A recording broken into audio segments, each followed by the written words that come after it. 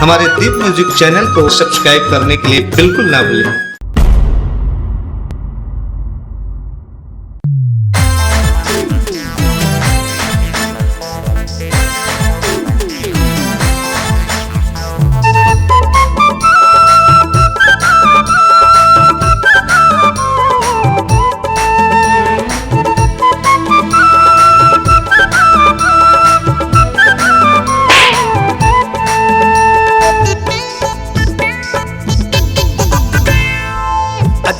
तीन बेटा बोला चीन बेटा मांगे रहे उधारी संडे के दिन बेटा।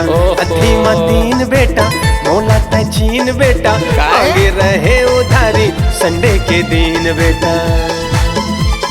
सोम मंगल बुध हो गए आज है इतवारी, सोम मंगल बुध हो गए आज है इतवारी।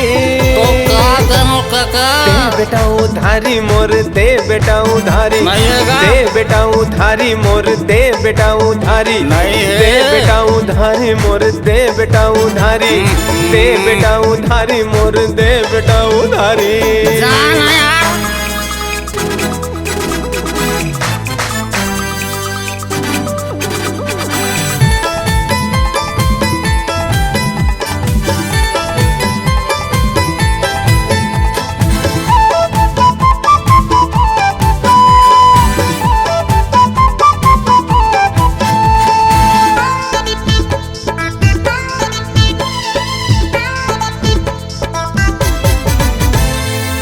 दे दे उधारी नहीं तो श्राप दे हूँ रे, दे दे जाके तोर खेती ला नाप दे हूँ रे।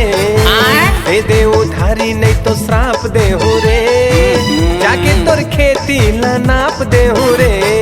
काम नहीं बूता नहीं घूमे बचवा, फोकट के दारू पिए रे दरुहा। काम नहीं बूता नहीं घूमे बचवा, फोकट के दारू पिए ते दरुहा। दुपुर गति हो ही तोरे बीच बाजारे, दुपुर गति हो ही तोरे बीच बाजारे। अरे नहीं गो दे बेटा उधारी मोर दे बेटा उधारी, दे बेटा उधारी मोर दे बेटा उधारी, दे बेटा उधारी मोर दे बेटा उधारी, दे बेटा उधारी मोर दे बेटा उधारी।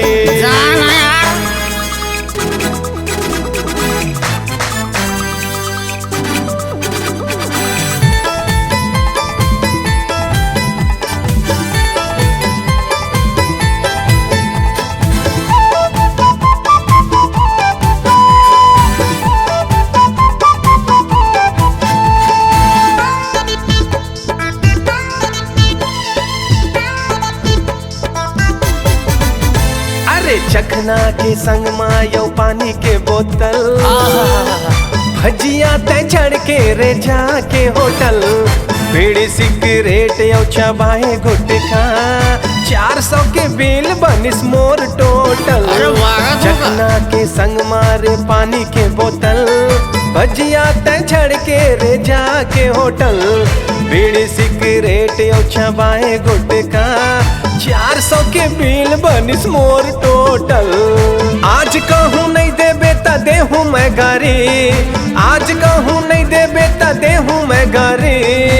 देख बता तो दे बेटा उधारी मोर दे बेटा उधारी, दे बेटा उधारी मोर दे बेटा उधारी, दे बेटा उधारी मोर दे बेटा उधारी, दे बेटा उधारी मोर दे बेटा उधारी। अधीमा तीन बेटा बोला चीन बेटा मांगे रहे उधारी संडे के दिन बेटा। अधीमा तीन बेटा बोला चीन बेटा मांगे रहे उधारी संडे के दिन बेटा।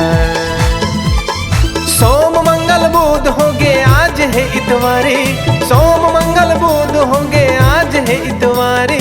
का करूं काका दे बेटा उधारी मोर दे बेटा उधारी नहीं है ना का? दे बेटा उधारी मोर दे बेटा उधारी अरे तोला कैसे दे बेटा समझाऊं? उधारी मोर दे बेटा उधारी दे बेटा उधारी मोर दे बेटा अरे उधारी काम नहीं दे चलत बेटा का? उधारी मोर दे बेटा उधारी दे बेटा उधारी दे बेटा उधारी अरे दे बोला बेटा चैन से उधारी पिया मोर तो दे दे। बेटा उधारी दे बेटा उधारी दे बेटा उधारी।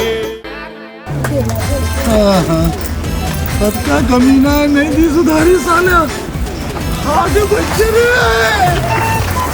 इस गाने को देखने सुनने के लिए आपको दीप म्यूजिक चैनल की ओर से बहुत बहुत धन्यवाद।